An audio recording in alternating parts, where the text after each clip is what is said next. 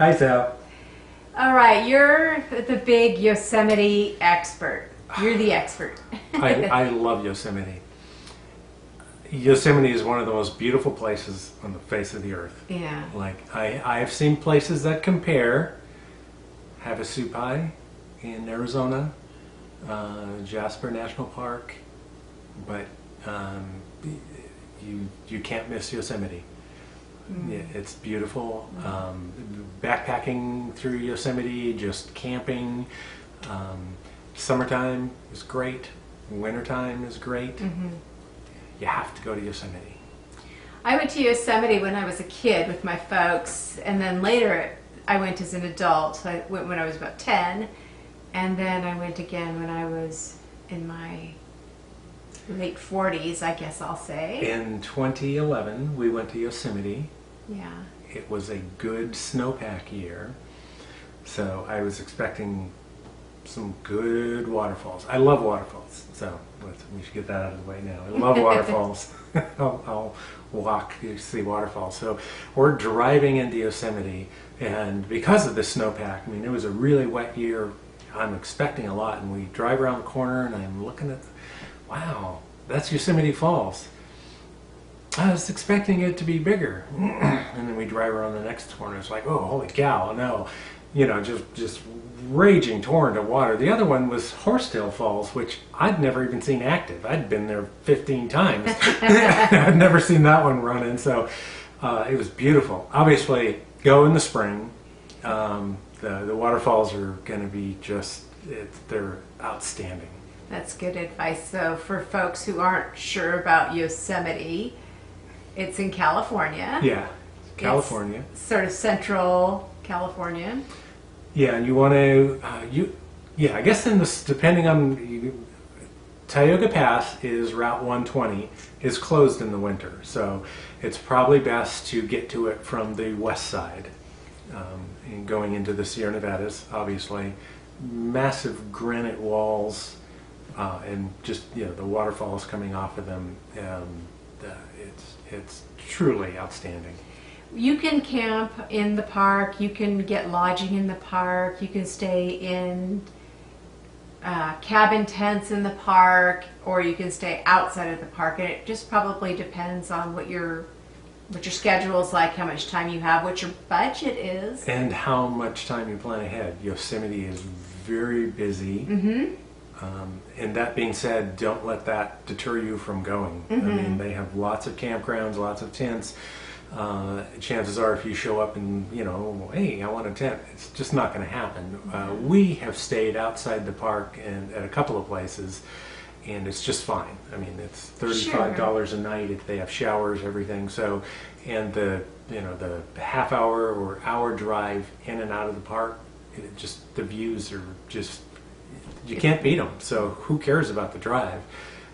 It's truly amazing. And once you get in the park, they have a shuttle system. So yes.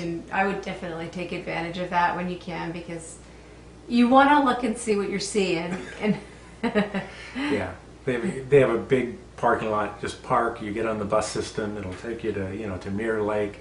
You want to go to Vernal, Nevada Falls. I mean, at least get to the first fall. It's called Mist Trail.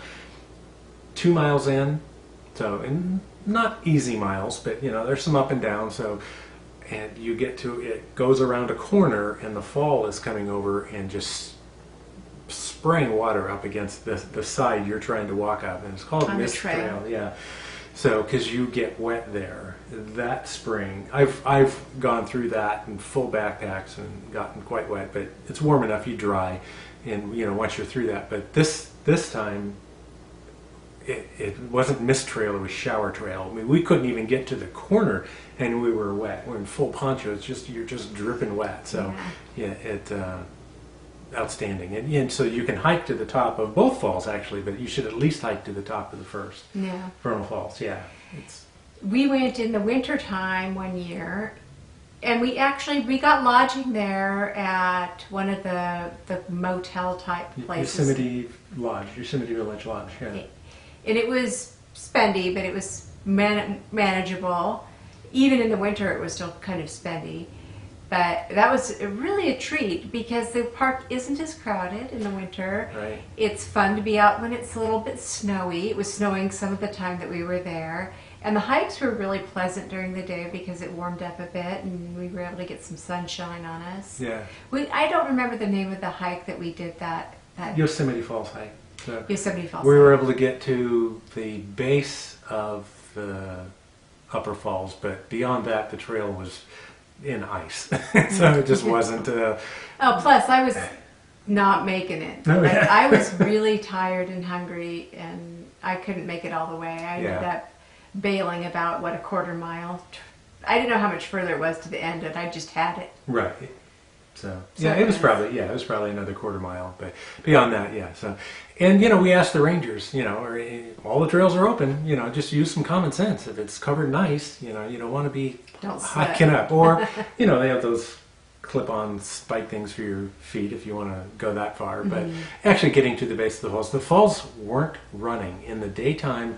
A little bit of snow would melt from the sun, and a little water would be coming over, and at nighttime, the mist would just freeze against this 500-foot granite wall, whatever it was, and it looked outstanding. So I really enjoyed the winter because that one morning we woke up, nice fresh snow over all the valley, and you're looking over at Half Dome. Oh yeah, hike Half Dome. It's a tough hike if you're doing it all in one day. I did it in 2 days. I backpacked up to Little Yosemite Valley, and then we walked up and did the cables. But that's a tough hike. It's like 17 miles round trip. I haven't done that hike. Yeah, I'd be so cranky. Yeah, if you're up for Half Dome, do it. Glacier Point. It's closed in the winter, but in the particularly spring, get up to Glacier Point, and you're just looking down 2,000 feet into the valley.